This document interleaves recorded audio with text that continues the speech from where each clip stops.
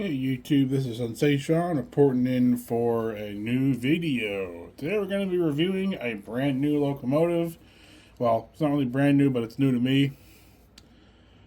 We're going to be looking at the Trix Big Boy. I got this model recently off a friend of mine.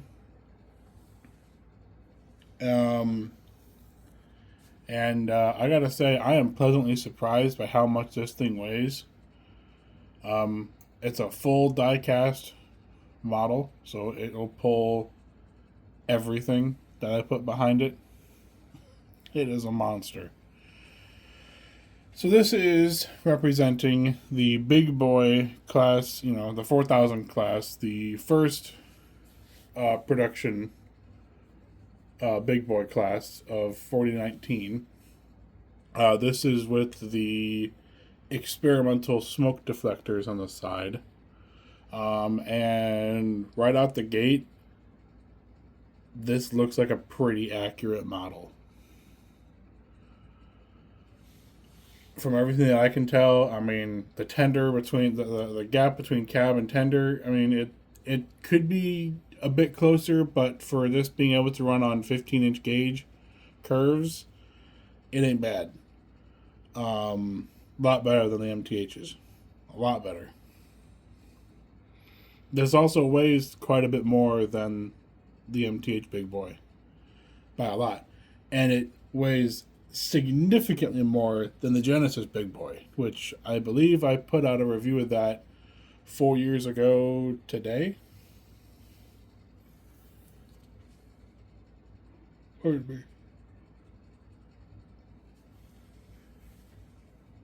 But yeah, this is a Trix Big Boy. It comes in a wooden crate, a box for itself, and a wooden crate. It actually screws together, or it has 3 screws holding it down into the wooden crate. Or I guess the wooden box. Screws underneath the first drive set, the second drive set, and somewhere under the tender it screws in. Or it screws in below the cab. I don't remember which, but anyway. It is very, very well secured in the box once it gets in the box. Of course, I probably won't be putting it in the box for a while now. Just because I don't really see a use to put it in the box. Unless I'm taking it anywhere.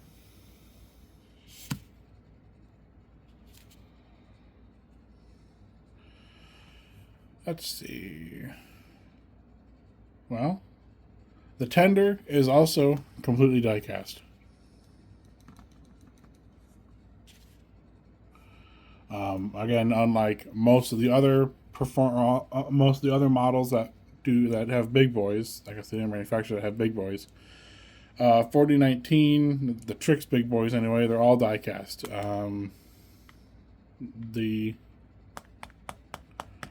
The cab is not die cast. The cab is plastic. Obviously, the smoke deflectors. Nope, those are metal. I thought they would be plastic, but no, they are indeed metal. Wow. Well, the cold load is definitely plastic. You can hear that with my fingernail. There's really not much plastic on this model, which is astonishing. I mean, obviously the plastic bits, well, no. Even the handrail's metal. Okay. Okay, so the air tanks right here, these are plastic. It's obviously plastic. The cylinders are also plastic. It's got metal gears. It used to have plates underneath the drive set because this could be run on third rail HO scale Markland track. However, it has since been upgraded to Tsunami 2, standard Tsunami 2, and I have then taken off those metal tabs underneath the bottom of the locomotive from the driver's set, so that it does not pick up power there anymore. And that's just to ensure that, you know, it doesn't have any short issues, you know, doesn't hit a possible screw, because they did hang down quite a bit low, because they were, again, picking up power for a third rail HO, for HO scale third rail. Yeah, so now it has just standard Tsunami 2 in the tender, probably a big steam speaker, I would imagine. And yeah, so let's go ahead and get this thing started up so we can test all the lights and all that shit. Alright, so obviously with a Tsunami 2 decoder, it starts up as soon as track power begins. So as we can see, we've got the number board lighting, and we've got the headlight on. I thought there was a cab light.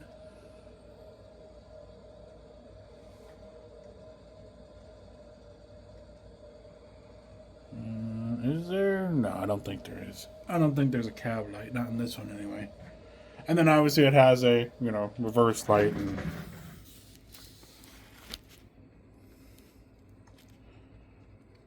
or it has a reverse headlight anyway.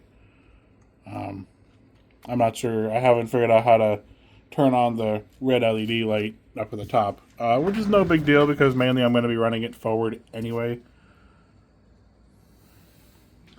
So let's go ahead and unmute it, and we can take a listen to the bell and the whistle, because those are the two primary sounds you're going to want to hear, besides the chuffing.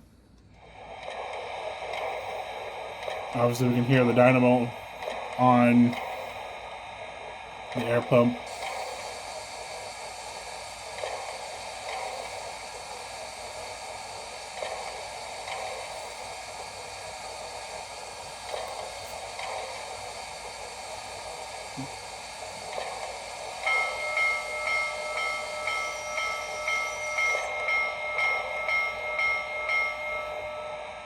There's the bell, and then here's the whistle.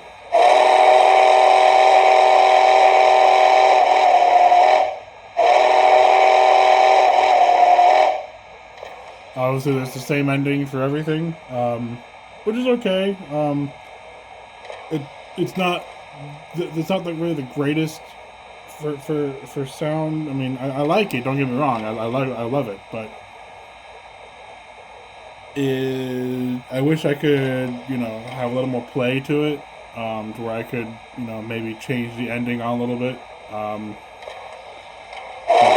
on how long you press it down for.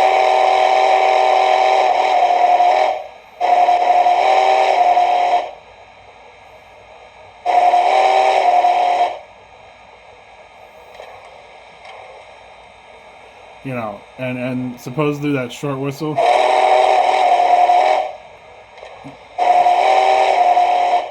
not really a short whistle, so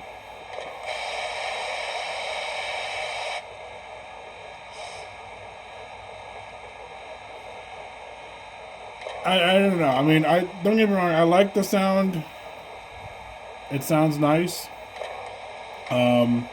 There is room for improvement in terms of sound, as is with every single decoder that's out there. There's always room for improvement. So I mean, for this, it's not too bad. It sounds just like my Athearn one. It's got the same sounds as my Athearn one. My MTH one is a little quieter, on the quieter side, but it's not bad. Yeah, so let's go ahead and get a train behind this thing and get it out on the main line. Alright, we've got the train all hooked up, and now we're clear to go.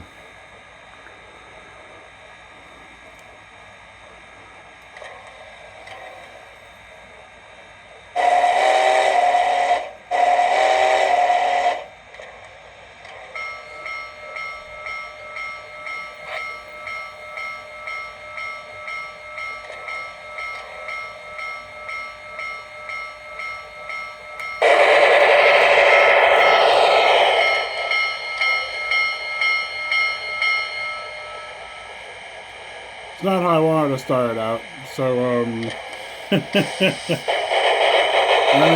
back up and try it again.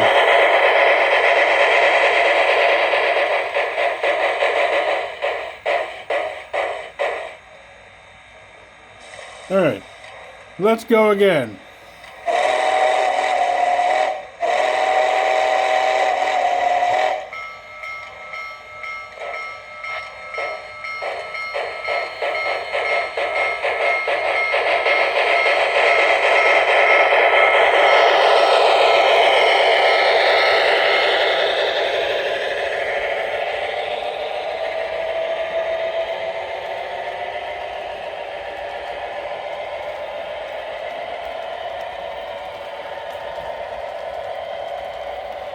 Mind you, this is a very heavy train.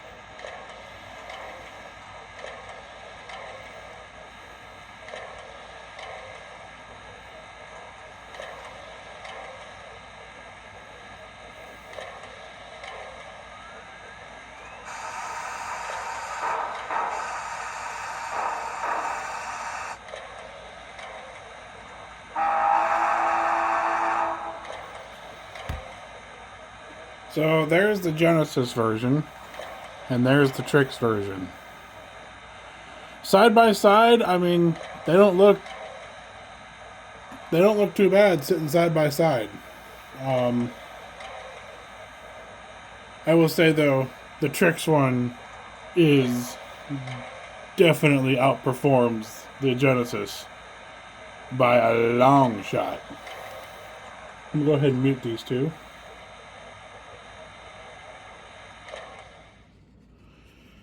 The Trix definitely outshines the Genesis, at least in terms of performance. The Genesis one definitely outshines 4019 or the Trix one in paint, because promontory glossy finish version.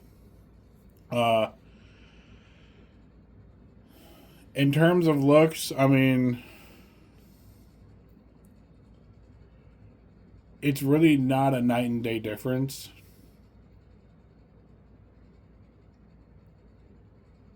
They're both, they both have really good detail. It's just there was a lot more promised on the Genesis version 4 years ago, and it was not delivered. At least not to my expectation. being them saying that it's going to be a really accurate big boy. At least to my knowledge, they said it was going to be a really accurate big boy, and it's really not. I am looking at a Broadway big boy in the future, so that I will be able to compare a Trix to a Genesis to an MTH to a Broadway. So I'll have 4 big boys. Well, actually, I'll have 5 big boys, because I also have the Key Imports big boy, which is like from the 1980s.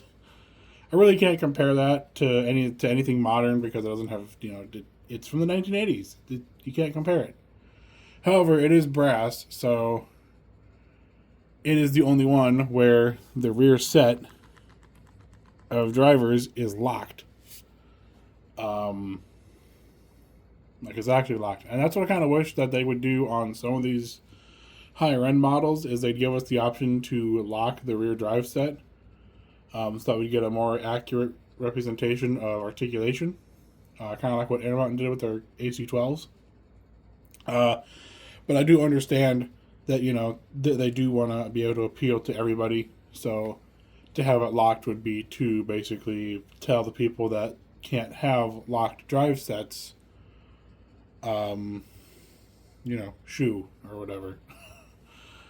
No, but this is a great big boy. I will say though, if you're looking for a big boy on a budget, don't go for the Trix one, because the Trix one is about $1,000. The Genesis one is going currently for, I think, anywhere between $7,000 to $1,000 on eBay right now. The MTH one, it's a really big ballpark for the MTH one, because it's an MTH one. Everyone was just like, "Ooh, MTH on the box. That means it's rare." It's anywhere between $600 to $800. Brass. It really depends on where you want to go. They range from $500 to $3,000 for the brass version. For a budget big boy, though, I'd say go with Rivarossi. Rivarossi has a decent big boy if you're looking in terms of price range. If you can find them, they're usually about in the $400 to $500 range. And they come with DCC sound and LEDs. Only in the newer Rivarossi red box. Don't get if it says AHM on it, don't buy it. Because that one obviously is going to be a cab motor, most likely.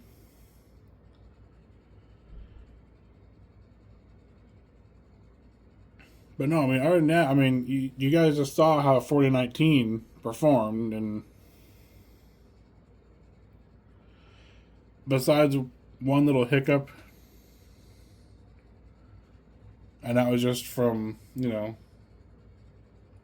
a switch that was, not exactly properly aligned. All I had to do was increase speed by a couple of speed steps, and it quit, and it wouldn't short anymore on that. So that's not an issue anymore. The Genesis one obviously doesn't do anything. It'll pull, but not as well. Really, the Genesis one, if you look back at my review of the Genesis one, it needs a diesel helper to pull my entire UP coach consist. 4019 can do it on its own. So I will say, out of 10, the Trix Big Boy gets an 8. Just because it can pull. It might not be the best big boy on the market, and it's definitely not. There are plenty of other big boys that are, the Broadway big boy might be slightly better, but I don't know because I don't have one, so I can't really compare it to a Broadway without actually having a Broadway. I've seen a couple of Broadways run, and yes, I do like them, but I don't know. Big boys are kind of oversaturated right now on the market, and I don't know. I wanted a Trix one because I wanted to be different than everyone else, so I got a Trix one. And it's nice. I mean, it really does look nice. I mean, look, see, you can, oh, oops.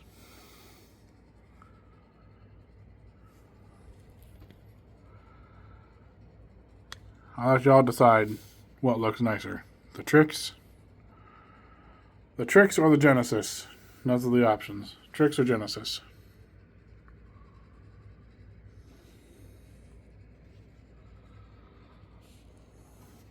Obviously with the Genesis, they had to, you know, finish the sides. Like the sides here.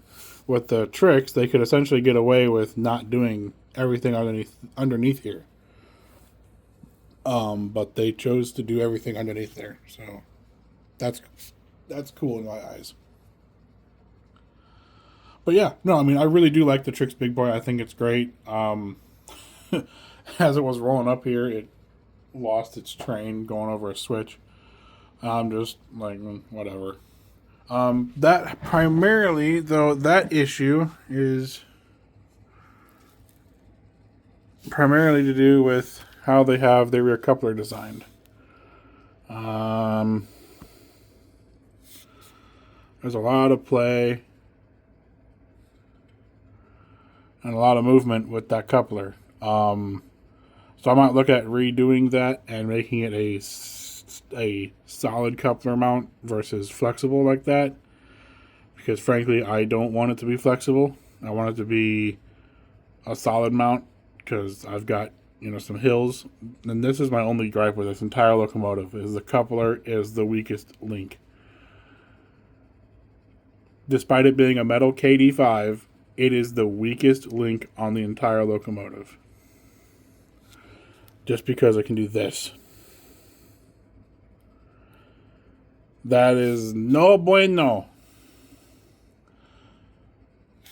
Other than that, it's a fantastic model. And it runs well, as you just saw. So anyways, I hope you guys enjoyed this quick overview of the Trix Big Boy. Stay tuned for more future content. I know I haven't been putting out a whole lot here and there. Get ready for a new review coming out. I've got a couple of locomotives still pre-ordered that I'm looking forward to purchasing. I've got a Broadway Limited Challenger from the Conductors Club. Have that pre-ordered with sound. I got a Penzi S1 with sound on pre-order. And I have a Bull Moose Stealth on pre-order. So hopefully all goes well and those can come in. And yeah, I can't wait to look at the S1. The S1 I'm really excited about because, I mean, even if I don't run it often, I want an S1 just to say I have an S1. I have one in O scale, but I really want one in HO that I can run. So yeah, with that, I will see you guys later. Be on the lookout for the next video. It will be coming quicker than you think. Hope you all have a great day for the great rest of the day. And until then, this is SensaSean. Sign off. See ya!